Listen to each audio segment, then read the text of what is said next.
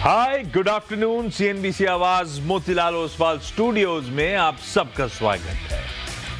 बारी आज के सास, बहू और सेंसेक्स की। मंगलवार का दिन है। आमतौर पे मदद करने के लिए पुणे से राजेश सतपुते.com के श्री राजेश सतपुते साहब जुड़ गए। सतपुते साहब, गुड आफ्टरनून। बस थोड़ी देर में आपके पास आता हूं। आइडिया बेसिकली कि शेयर मार्केट्स वाली जितनी महिलाएं हैं जो जुड़ी हुई हैं शेयर बाजार से, वाई इस खास शो सास, बहू और सेंसेक्स में वो महिला निवेशक एक्सपर्ट्स के साथ लाइव बैठकर, या कभी कभी होता है फोन लाइन पर, अपने पोर्टफोलियो रिलेटेड क्वेरीज पूछ सकें, उन्हें वो मौका मिले। कैसे रीच आउट करना है वो आपकी स्क्रीन पर है। हमारा व्हाट्सएप नंबर 7045220000 और ईमेल आईडी सास, बहू और sensex@nw18.com। रीच आउट करते रहिए आप लोग प्लीज। ऑन द शो दिखा दूं, कोशिश होगी इनमें से डिपेंडिंग की सब महिलाएं अगर जुड़ रही हैं, कई बार कनेक्टिविटी इश्यूज आते रहते हैं, वो प्रॉब्लम तो रहेगी, पर आइडिया है जो क्वेरीज आई हैं आज की, ये सब क्वेरीज आंसर करी जाए। कोई जोमेटो यानी कि इटर्नल, तो आज का एक्सीडेंट ट्रेंट आज का एक्सीडेंट नहीं, कल का accident Cochin shipyard, Tata steel, Canara bank. आज का एक्सीडेंट तो बजाज फाइनेंस है। गेल, डीएलएफ, डिक्सन टेक, एथर एनर्जी, लोधा डेवलपर्स, इन सब पे क्वेरीज हैं। चलिए, कोशिश होंगी ज्यादा स्टॉक्स पे बातचीत हो। पहले निफ्टी लेकर आइए। सास, बहू और सेंसेक्स का आगाज हो रहा है and we are back in green. मेरे ख्याल से मेरे को तो ग्रीन टिक्स अभी भी नजर आ रहे हैं। डायरेक्टर साहब के अपडेट्स अभी नहीं आए। रिफ्रेश करिए निफ्टी को, रिफ्रेश करिए, इन ग्रीन है निफ्टी मेरे ख्याल से। वो नीचे टिकर टीम का सही चल रहा है, मेरी स्क्रीन पे भी है इन ग्रीन निफ्टी इस समय। भाई साहब, वॉलेटाइल सेशन था जहां खुले कहां थे, 70 पॉइंट, क्या 70-90 पॉइंट ऊपर जहां खुले मोटा मोटी वही आज के हाईज थे। तो दिन के हाई शुरुआती ट्रेड्स में हम 90 पॉइंट इन ग्रीन थे, यानी 1/3% उछाल के साथ थे। हम गिरे तो 90-100 पॉइंट इन रेड थे, वही 1/3% दबाव में कन्वर्ट हो गया था। अब आ गया रिफ्रेश करके, देखिए इन ग्रीन। तो वो 90-95 पॉइंट नीचे वाला निफ्टी अब एकदम फ्लैट आपकी स्क्रीन पे ट्रेड करता हुआ। इस समय की हाईलाइट वो बढ़िया रिकवरी का ट्रेड प्ले आउट होता हुआ। 0.5% से ज्यादा की रिकवरी इंट्राडे लो से आपको देखने को मिली निफ्टी में, लाइकवाइज निफ्टी बैंक में। बढ़िया, पर ये लार्जली रिकवरी लार्ज कैप्स की है। ब्रेथ अभी भी डिटोरिएटिंग है। ब्रेथ मेरे लिए कल भी खराब थी जब मार्केट दमखम दिखाने की कोशिश कर रहा था, तब भी वो लकीरें हिल के नहीं दी, चुपकी रही। 1-for-1 का रेशियो था ब्रॉडर मार्केट्स में। आज सुबह अपन चर्चा भी कर रहे थे उस बात में, और इस समय डिटोरिएटिंग ब्रेथ है भाई। 2:3 का रेशियो है। 60% स्टॉक्स इन रेड कमजोरी के साथ कामकाज कर रहे हैं। खैर, काफी वॉलेटाइल हो गया है ये मार्केट ऑफ लेट। पिछले हफ्ते पेन था, फ्राइडे को पेन से उभरना शुरू करा, उसके बाद अच्छे मूव्स आए, अब ऊपर के स्तरों पे वॉलेटिलिटी देखने को मिल रही है। ऐसे में सतपुते साहब, निफ्टी पे आप लोग डायरेक्शनली क्या कॉल ले रहे हो भाई साहब? कैसा लग रहा है पोजीशन बाजार? Good afternoon Ashish ji, good afternoon everyone. Ashish ji, देखिए आज तो डेफिनेटली एक आप कह सकते हैं कि एक वीकली एक्सपायरी है, तो ये जो की ड्राइवर है वो तो एक्सपायरी ही रहेगा।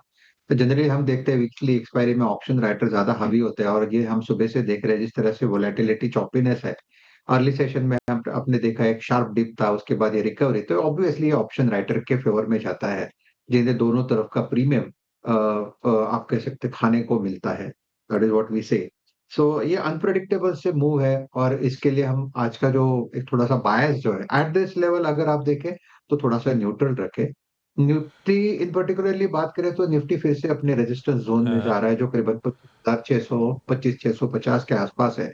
तो यहाँ पे निफ्टी में लॉन्ग तो डेफिनेटली नहीं बनता, लेकिन शॉर्ट भी नहीं बनता, क्योंकि बाजार ठीक लोअर है, लेवल से तो recover basically no trade zone पे है। Exactly, no trade, neutral. ठीक है, न्यूट्रल है इस समय भारतीय बाजार।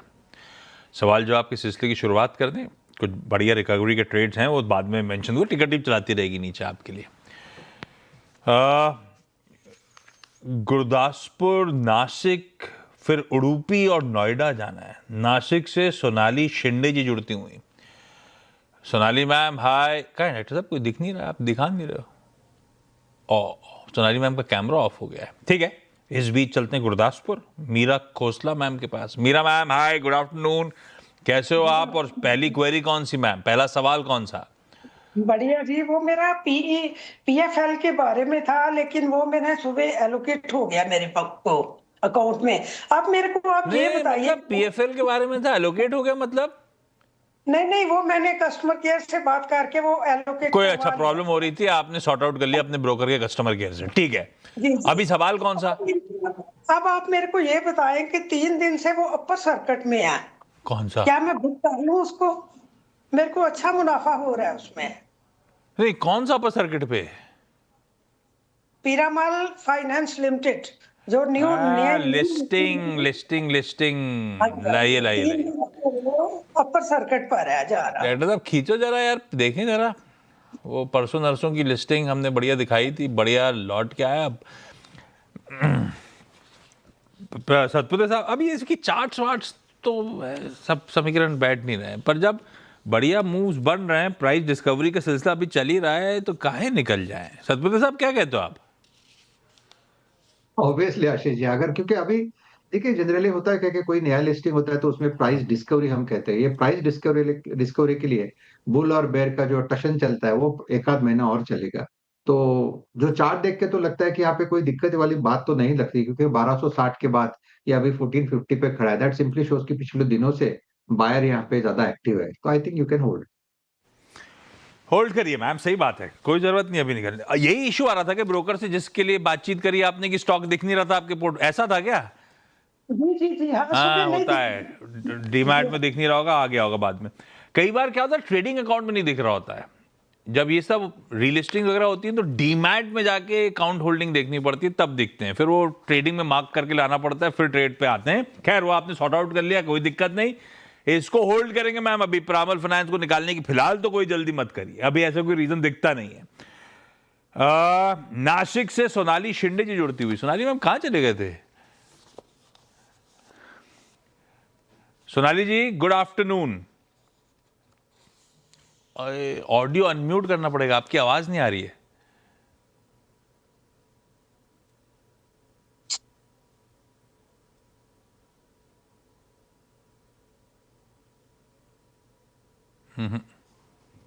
नहीं डायरेक्टर साहब पीछे से बात करके जरा सॉर्ट आउट कर रही है सोनाली मैम का। आया आया सोनाली मैम आवाज। हाय कैसे हो?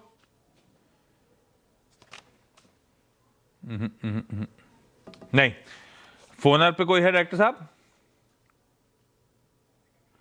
चलिए उडुपी चले रेखा मैम के पास, जब तक आप सोनाली जी को अनम्यूट कराना दिखाइए कैसे करना है। Rekha ma'am hi, good afternoon. Ma'am आपका पहला सवाल। Dixon Technology 21 shares at 5,000. अरे और- वाह, तो ये क्यों लिया? ये कब लिया था? किसका आइडिया था डिक्सन? CNBC आवास देखकर। अब पूछना क्या है, बने रहें या मुनाफा बांध लें, शुड बी बुक प्रॉफिट, यही पूछूं क्या? सतपुर साहब बढ़िया एक्विजिशन प्राइस है 5,000 की। बन रहूं कि डिक्सन टेक में या कुछ प्रॉफिट बुक करूं? 21 स्टॉक्स हैं मेरे पास। काफी नहीं, देखिए चार्टिकली तो मुझे लगता है कि यहाँ से एक पुल बैक मिलेगा। अगर आपको प्रॉफिट ही बुक करना है तो प्रोबेबली 16,000 16,500 तक का एक स्विंग मिलेगा। काउंटर बड़ा है, स्विंग भी बड़े आते हैं। मैंने ये क्यों कहा आशीष जी, क्योंकि जो इसका 19,500 का जो टॉप था, वहां से करीबन 14,500 तक का इसने एक वन साइडेड करेक्शन देखा है। चार्टिकली कंप्लीटली ओवरसोल्ड है, तो यहाँ से तो बेचना नहीं बनता। मुझे लगता है यहाँ से एक स्विंग मिलेगा 16,500 तक, जहां पे आप एक बार के लिए प्रॉफिट बुकिंग कर सकते हो। अच्छा ये प्रॉफिट बुक करने वाला स्टॉक है क्या? मैंने बहुत लॉन्ग टर्म होल्डिंग है लगती है मेरी, तो ऐसा करूं क्या, जो अपनी एक्विजिशन प्राइस है उतना ही माल निकाल के बाहर आ जाऊं और फ्री शेयर्स को राइड करूं डिक्सन टेक्नोलॉजीज, जो कि शायद एक टॉर्च बेरर है इस सेक्टर का? कर सकते हैं आशीष जी, क्योंकि हाँ। चार्टिकली देखिए काउंटर, मैंने क्यों कहा हाँ। मैं यहाँ पे मंथली चार्ट देख रहा था और मई 2023 में ये करीबन 3,400 के आसपास था। ठीक है, मई 2023 में। तो आप कह सकते हैं कि 2 साल के अंदर ये जो 3,000 का 3,500 का स्टॉक था, ये अभी 18,000 के आसपास का इसने टॉप बनाया। तो इतनी बड़ी रैली होने के बाद ये इंटरमीडिएट करेक्शन में आया। तो अगर आपको होल्ड रखना है तो इसमें मैं इतना कह सकता हूँ कि इसमें जो क्रीम था रैली का वो अभी निकल चुका है। तो यहाँ पे प्रोबेबली आपका होल्डिंग पीरियड ज्यादा बढ़ेगा और इसीलिए मैंने कहा कि अगर आपको कहीं पुल बैक मिले तो एक बार के लिए प्रॉफिट टेकिंग करें, क्योंकि करेक्शन में फिर से मिल सकता है। हाँ, ये बात जुदा है, जैसे कि मेरे पास टीसीएस है और मैं बेचना ही नहीं चाहता। That's a different story all together. Bharat forge के नंबर्स नीचे स्क्रीन पे आते हुए वायदा के आज 11 आने, उनमें से एक तो आ गया। भारत फोर्ज मेरे ख्याल से प्रॉफिट के नंबर्स तो एक्सपेक्टेशंस पे एकदम खरे उतरते हुए 361 करोड़ रुपीस से प्रॉफिट्स रिड्यूस होने की बात थी। 304 करोड़ का सीएनबीसी आवास का अनुमान था, 310 आया। तो बिल्कुल बैंग इन लाइन कह लीजिए प्रॉफिट के नंबर्स आते हुए।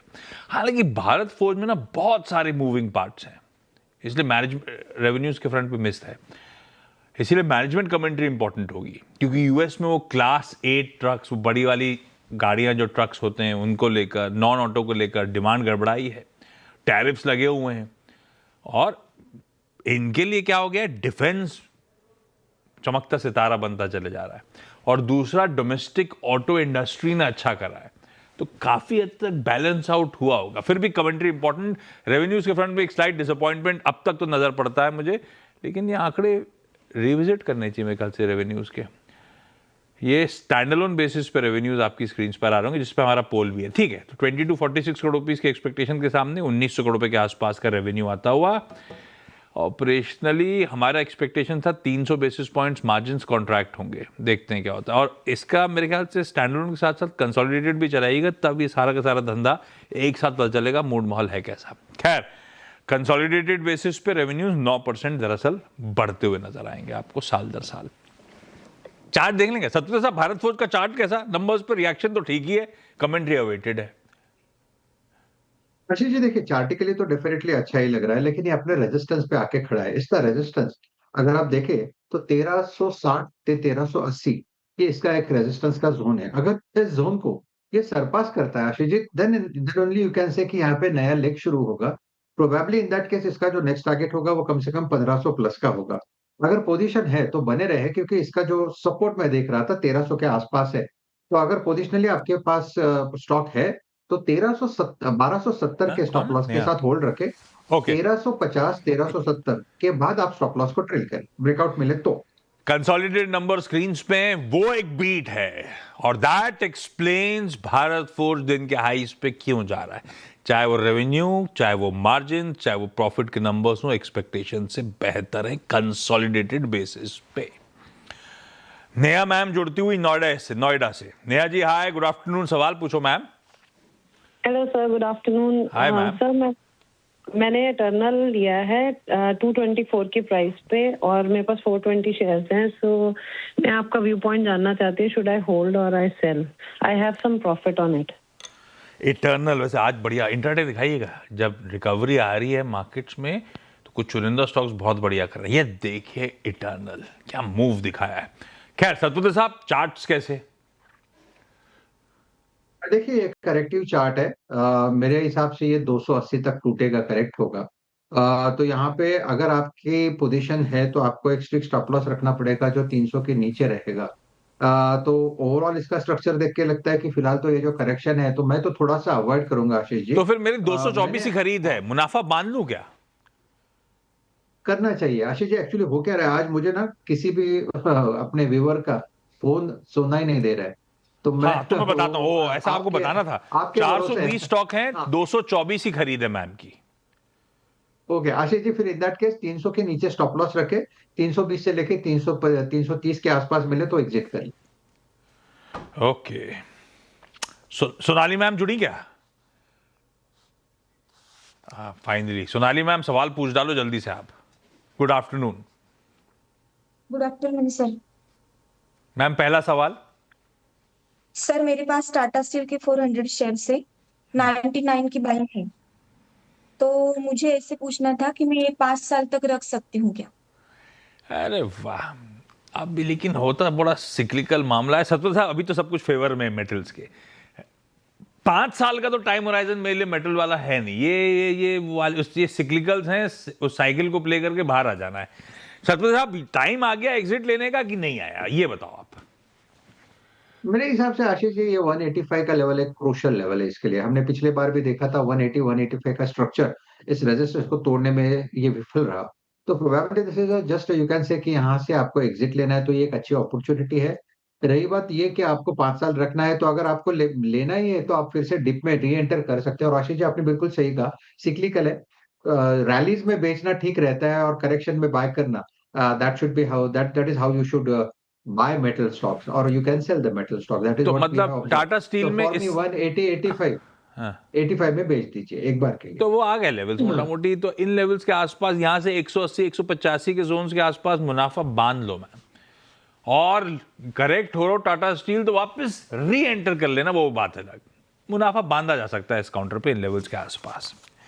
थोड़े सा आज ग्लिचेस आते रहे पूरे शो के दौरान, उसके लिए सॉरी, पर ठीक है। मीरा मैम, सोनाली मैम, रेखा जी, नेहा जी, आप सबका जुड़ने के लिए। बची हुई क्वेरीज किसी और दिन फिर से रिपैच करेंगे आप लोगों को और बातचीत करते रहेंगे।